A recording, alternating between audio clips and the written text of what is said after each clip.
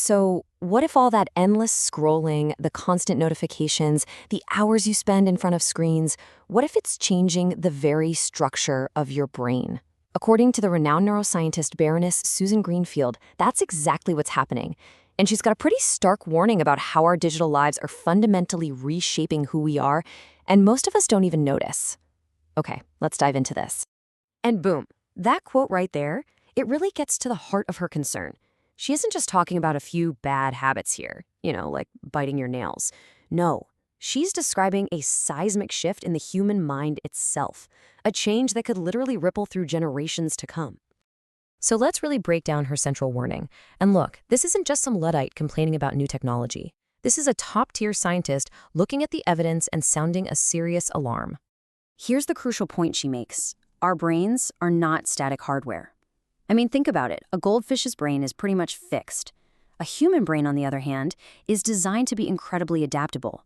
It's kind of our superpower.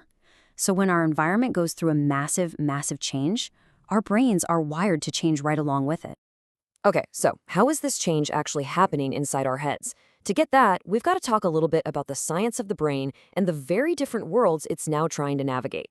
It all boils down to this amazing concept called brain plasticity. It actually comes from the Greek word plastikos, which means to be molded. Every single experience you have, every thought, every scroll, every conversation, it strengthens some connections between your brain cells and weakens others.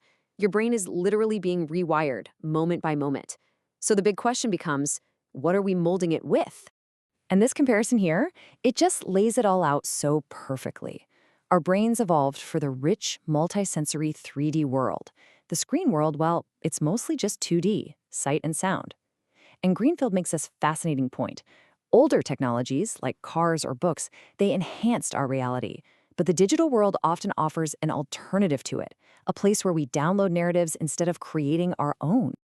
All right, so if we're spending more and more time in this alternative 2D world, what's the trade-off? What are we losing? Well, Greenfield argues we're losing something incredibly precious, our own inner world. Remember making up games when you were a kid? Turning a simple cardboard box into a spaceship or a castle? Greenfield says that was you rehearsing a life story, building an identity from the inside out. Now that inner world is often getting replaced by an outer one, where we're constantly downloading identities and then waiting for feedback from our so-called friends to tell us if they're the right ones. And here's the thing, the data is really starting to bear this out. Recent studies looking at heavy consumption of short-form video link it to exactly what Greenfield has been warning us about for years, a weaker sense of identity, more social isolation, and increased anxiety. The consequences are becoming frighteningly clear. I mean, wow, that's a pretty shocking comparison, isn't it? But it captures her fear perfectly.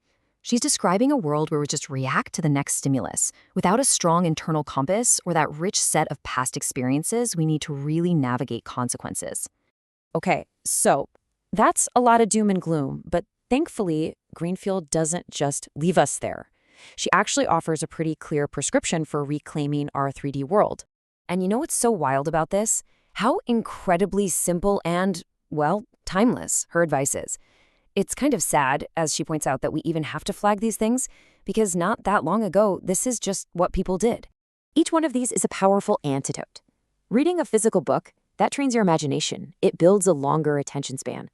Eating together, and I love this detail, the word companion literally means with bread.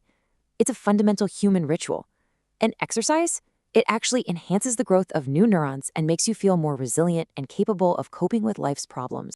All right, for this last part, let's zoom all the way out.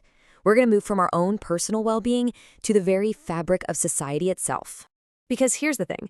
What really truly scares her isn't the tech itself. It's the potential for mass manipulation. A world where everyone is terrified of missing out, desperate for approval, and loses the confidence to just be a unique individual.